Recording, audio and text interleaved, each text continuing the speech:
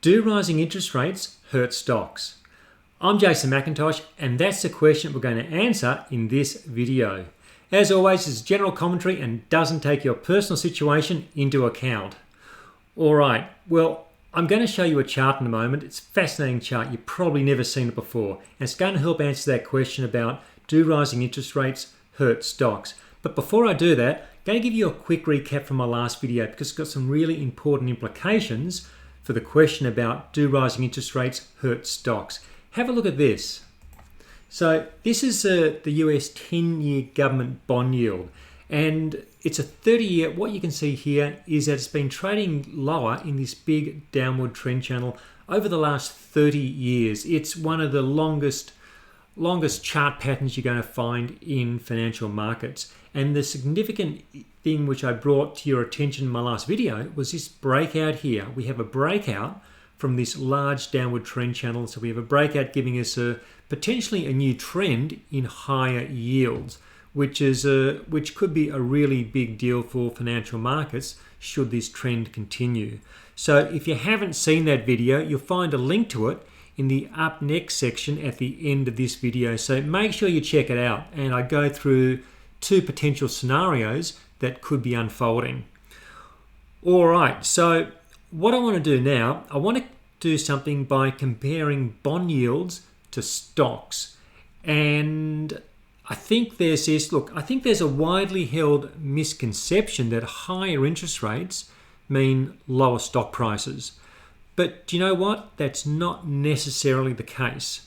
So let's do some comparisons. What we're going to do, we're going to jump to a chart for the S&P 500.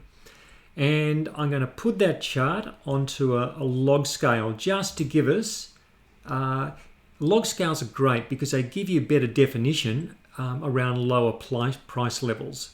And I'm going to also compress this a little bit to give us a bit more data. So that should do us there. So this now goes back to the early 90s, going back to 1992. So there's our S&P 500. I'll explain what those blue shaded areas mean in a moment. Now, what I'm going to do, I'm going to overlay this with a chart for the US 10-year bond yield. And this is a really interesting feature on TradingView, which you can do yourself. So I'm going to add this, click on this plus button to add an indicator or add a stock. And here it is here. Actually, I'm not going to use a 30, I'm going to use a US 10-year. And I'm going to use a new price scale. So that's going to come up on the left-hand side of this chart. Now, what I want to do here, I'm going to invert this because at the moment, of course, we've got falling yields and we have rising stock prices. So while we can make comparison, you're always doing a mental flip in your head to align them both. So what I'm going to do, I'm going to right-click on our left margin and I'm going to click invert scale.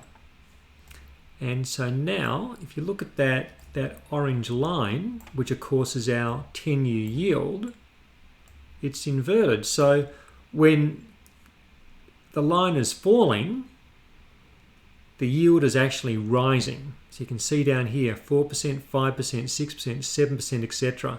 So when the line falls, the yield is rising. So this is just going to help us do some comparisons. And by the way, if you're finding this interesting, please hit that like button and please just leave a short comment saying, hey, like the comparison charts. Just something really simple, tells YouTube that people are watching.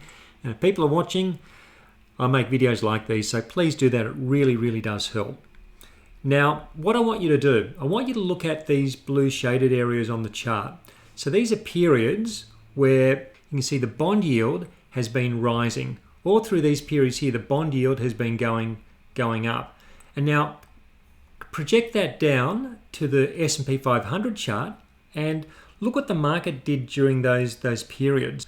Most of the time, despite the bond yield rising, most of the time the market has gone up. Not on a one-for-one basis, on a day-to-day basis, but overall during those periods, and we can follow them through here. So this period was during the early 2000s. We had a sell-off in bonds, so we had rising yields. But look, this was a period where the market rose.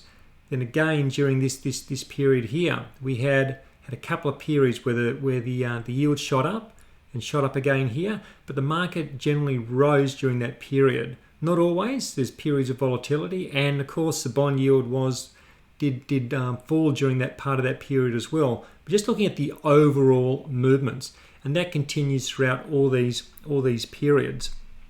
And so the question is, now, why is that? Why are stocks rising when yields are going up or interest rates are going up? Because so often we're told that as soon as interest rate goes up, the market's going to fall.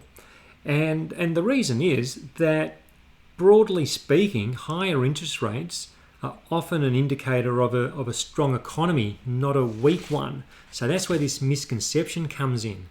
Now, there's a whole lot more complexity to it than just doing an overlay chart like we've done now. An overlay chart it simplifies the whole thing and lets us take this broader picture view, so we can see that higher rates doesn't necessarily mean the stock market's going to fall away. But there's a whole lot more going on. And if that multi-decade trend in lower bond yields, which I speak about in the other video I've referred to, if that multi-decade trend is indeed changing and we're now going into a period of higher yields, well, maybe this relationship with stocks from the last 30 years is going to shift too. And if that happens, I think the charts are really going to help us identify and navigate that shift. And look, that's what this is all about. It's about making you aware of the possibilities so that you're better prepared for whatever the market does next. Okay, so let's leave it there for this video.